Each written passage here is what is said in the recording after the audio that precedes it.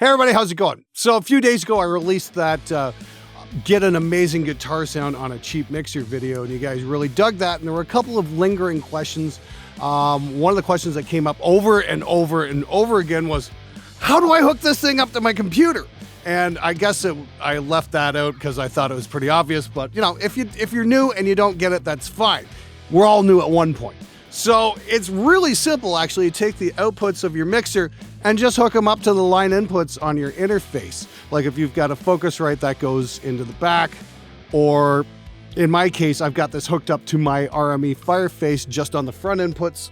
I'm only using one side, but you could go stereo, I suppose, and like you could pan the signal to left or right. I just found it sounded better leaving things dead center panned and just taking a feed off one side. I don't even have the second side of this hooked up, so there you go. And I'm getting great tones. So the trick is, don't overthink it.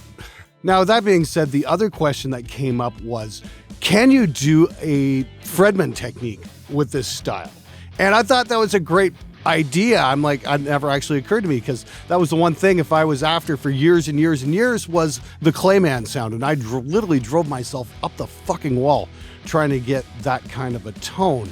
And it was, you know, the on-axis, off-axis mic, and, you know, just trying out all these different settings and just seeing if something would work. And then it just kind of dawned on me. It's like, oh, you know what? They probably mixed those mics on the board, like something like this, or in their case, probably something much more expensive. Point being, though, as we determined from the last video, you don't need a super expensive board to get an amazing guitar sound. You just got to mix it on the board. And that's the third thing that came up. A lot of people were like, well, why do I got to mix it on the board? Why can't I just do it in software? You can do it in software. The problem is you're going to lose something. The board definitely adds a little something to the tone that you're just not going to get in software. It's kind of like compressing on the way in. It's like, I use it on vocals all the time. You guys see me use my distressor all the time, and there's a reason for that. It's like, software is great, software has its place, but there's just something a little bit different when it happens in the real world. There's something really cool going on with the guitars when you make that blend on the board and then put it into your DAW. So that being said, yeah, can we get the Fredman technique? Can we get that Clayman kind of sound? And the answer is most definitely yes. If you check it out here, I've got my off-axis mic on channel 1 and my on-axis mic on channel 2. Number 1 is right at 12 o'clock, and then number 2 is just filling in a little bit. It's at about the 10 o'clock range. Let's take a listen here. We're just going to play some really easy stuff here. So here's the off-axis mic.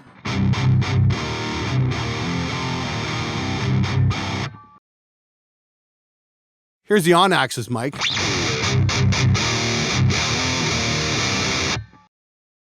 Very, very, very bright. So we're going to combine the two to where I had them.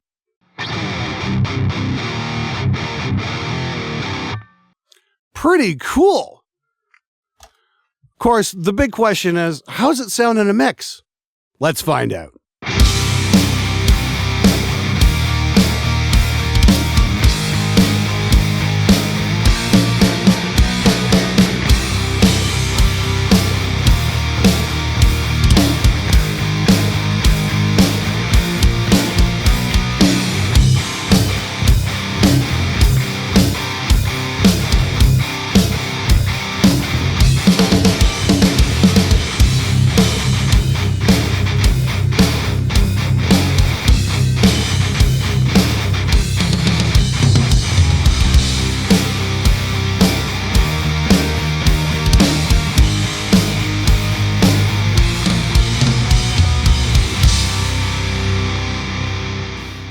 Well, if I had bought one of these crappy little mixers 10 years ago, that probably would have saved me a lot of grief. Holy smokes. Now, that definitely wasn't Clayman to a T, but it's the closest I've ever got by a freaking mile. Obviously, to get the exact tone, you're going to need the guitars they use, the amps they use, because everything's slightly different.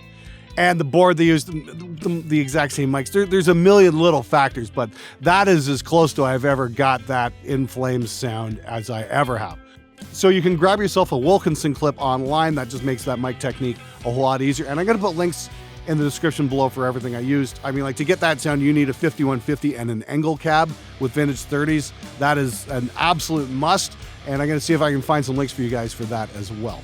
Anyway, thanks so much for watching, guys. Hopefully that cleared up some issues. If you found the video useful, please, as always, hit the subscribe button. I'll see you guys next time.